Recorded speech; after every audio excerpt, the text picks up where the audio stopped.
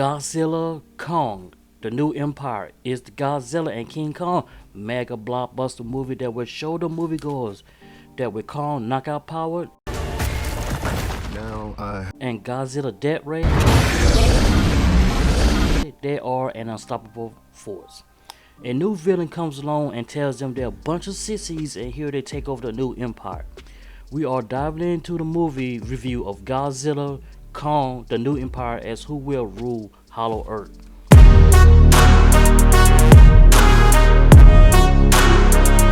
Directed by Adam Wingard, starring Rebecca Hall, Brian Tyree Henry, Dan Stevens, and Katie Huddle.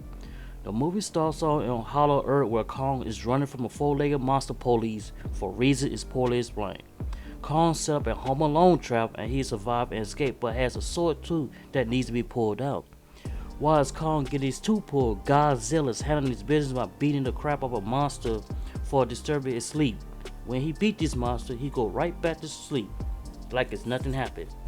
A few scenes later, a distress signal underwater alert everyone to find out what's going on. So now we have three different type storylines: Godzilla, Kong, and the cast. Let's start with Godzilla since he's the easiest and the best one.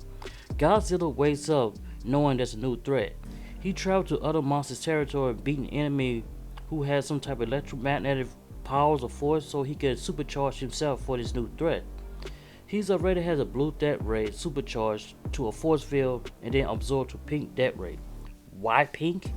I don't know, but that's what we going up with. And he goes to sleep while he's charging after he beat this other monster. Kong's storyline is he need help finding his family because he's bored and lonely.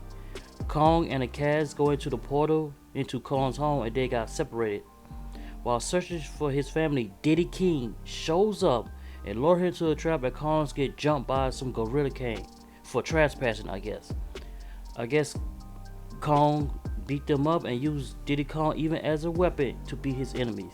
To be fair, I would use Diddy Kong as a baseball too since he would try to set him up. So Diddy Kong was trying to show Kong that his family was slaves.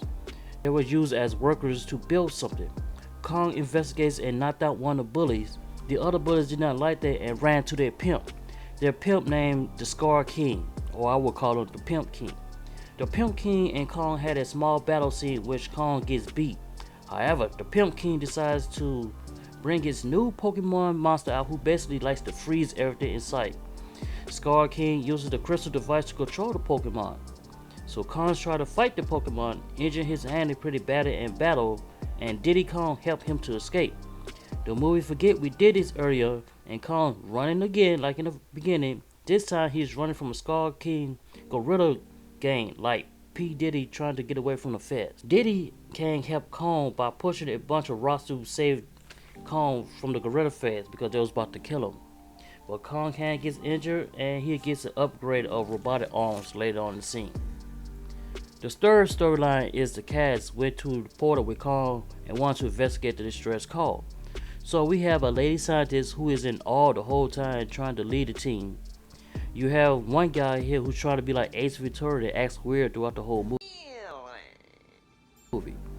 You have this guy here is too excited and nervous at the same time, visiting a new place trying to build his podcast channel.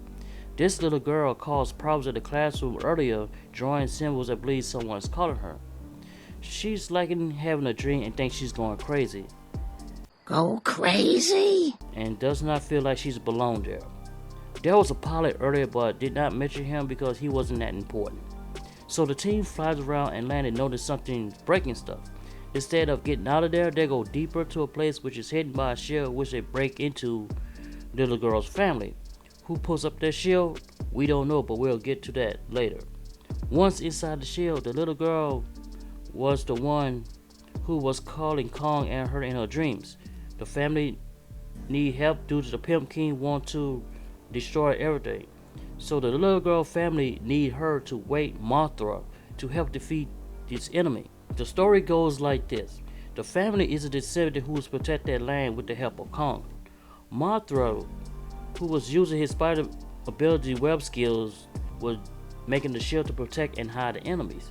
Godzilla and Mothra was friends and needed Godzilla to join forces to help defeat this new enemy, which is the Scar King, who wants to rule everything and been waiting for his chance for a long time. So all three storylines are combined almost at the end of the movie. Kong went to call Godzilla for help, which he does come, but Godzilla wants to finish beating up Kong because Godzilla thinks Kong's created a problem with the Scar King. Maybe Godzilla thinks the Pimp King and Kong are related and did not want to deal with none of his family issues. They fought for a few minutes, and when Godzilla is about to finish off Kong, Mothra shows up and tells him to put their difference aside. Mothra and Godzilla used to help each other back in the day, and so that's understandable. Now we have a tag team match of Godzilla and Kong versus the Scar King and his Pokemon for the Hollowell Earth Championship belt. While they fight, Mothra eliminates the Gorilla Gang, and even Diddy Kong shows up and helps them break the crystal that control the Pokemon. What was a tag team match turned into a handicap match. So Kong punches the Pimp King, throw him to Godzilla, which he swung with his tail, and then the Pokemon freezes the Scar King, and Kong breaks him into little pieces. Kong, Diddy, and the Pokemon reclaim their home, and Godzilla goes back to sleep in the Coliseum, and the movie ends. What is my review of this movie?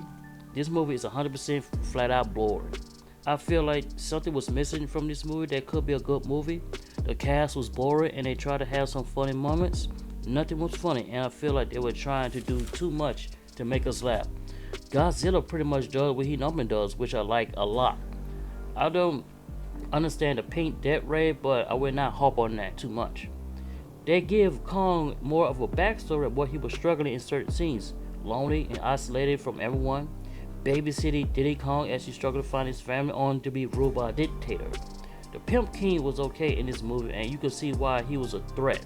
The same thing the villain of the Ghostbusters should have been doing what he was doing in this movie. Scar King was a ruthless and was somewhat laid back, giving him a nice character, which was fine. If you take out the cast in this movie, it would have been a much better movie. So IDMB gave this movie a 6.7 out of 10. Since I'm a Godzilla fan and liked his role in the movie, I would give it a 7 out of 10 stars.